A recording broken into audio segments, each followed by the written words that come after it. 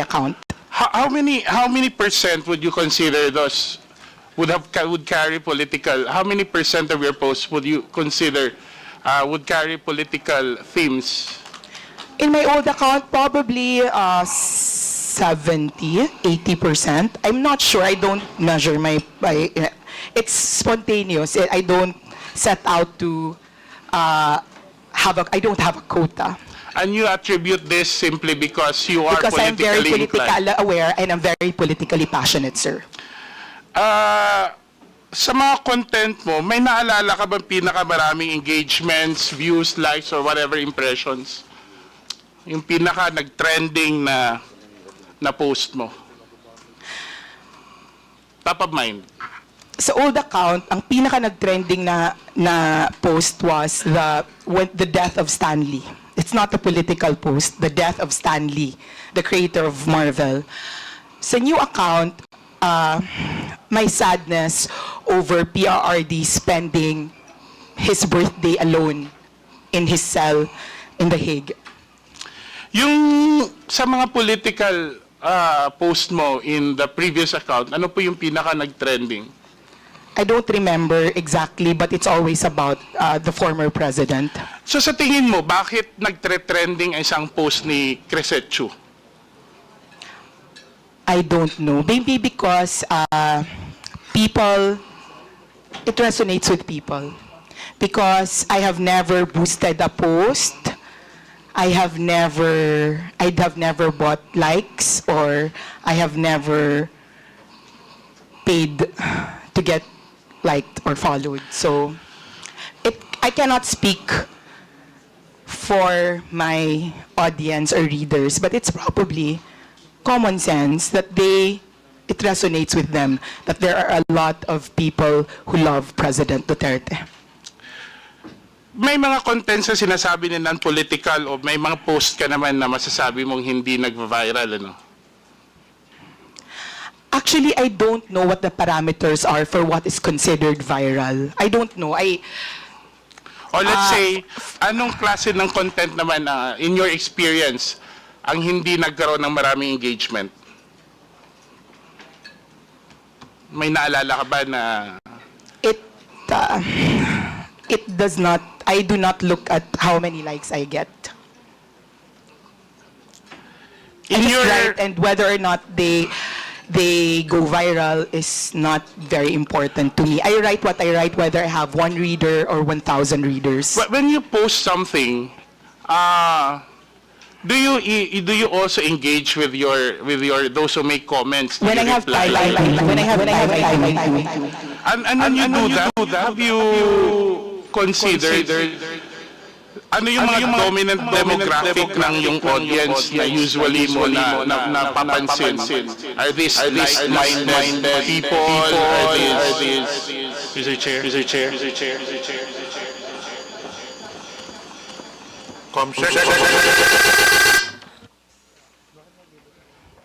Hello?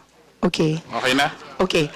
So, I assume that as with any page, you attract like-minded people. So the reason they're on my page is that they read me because they think I think like them. So even with, and it's not just political, even if you have pages for hobbies or entertainment, the people who go to your page are the people who like reading that sort of thing.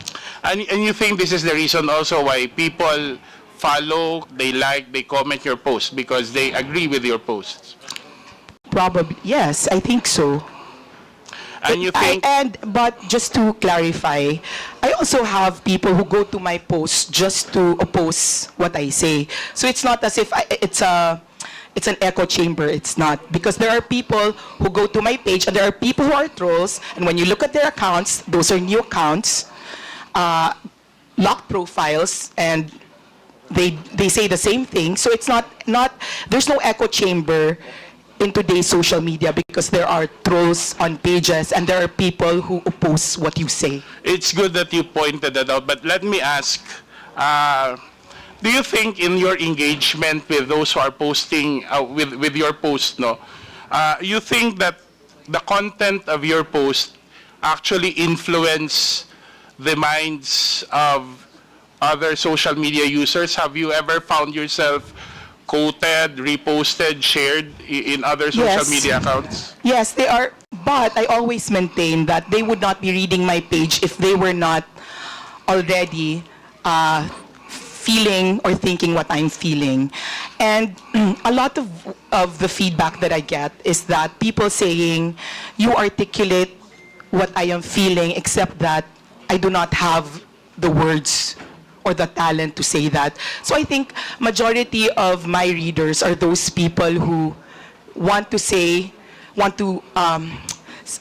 express their frustrations or express their hopes, and are not just, I do not have my writing skills. It's good that you mentioned about feedback. So, have you ever received feedback that people are actually saying it's good that you expose this, that you wrote about this because I'm learning, I get to know what's happening, I get to understand the issue more?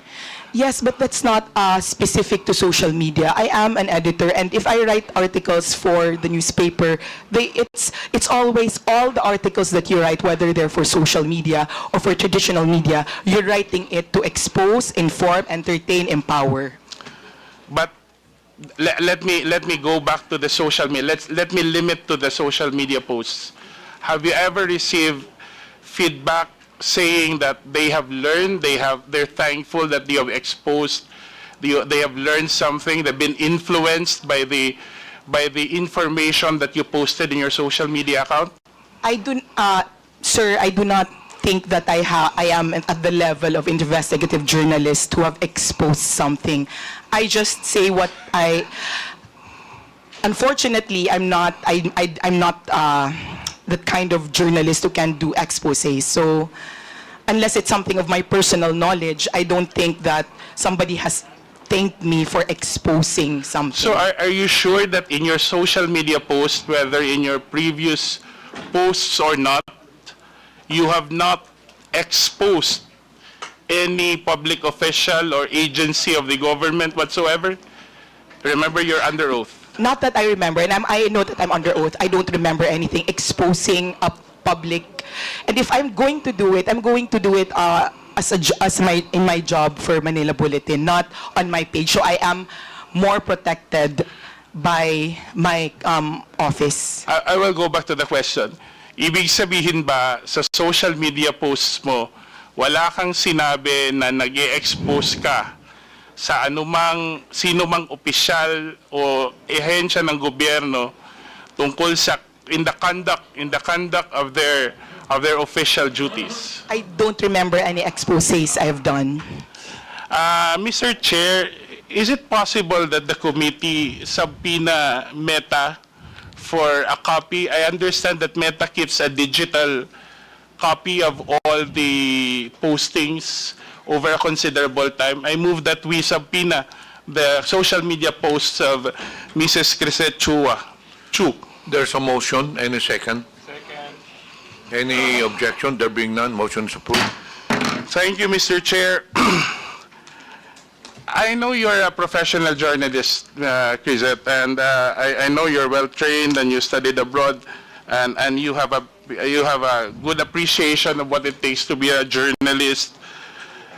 By referencing from that, would you describe the extent of your influence? How would you describe the extent of your influence online, and what responsibility do you think comes with that influence? I am I'm not comfy with the idea that I am responsible for something because I just write. As I said, I'm very careful before all these things. Before, sir, Mr. Chair, before I was included in the top 40 vloggers, fake news, Pogo funded, I have never spoken my politics. Not on YouTube, not on Facebook. I just write. So I don't feel like I am an important political commentator. I write what I feel. But I'm not one of those people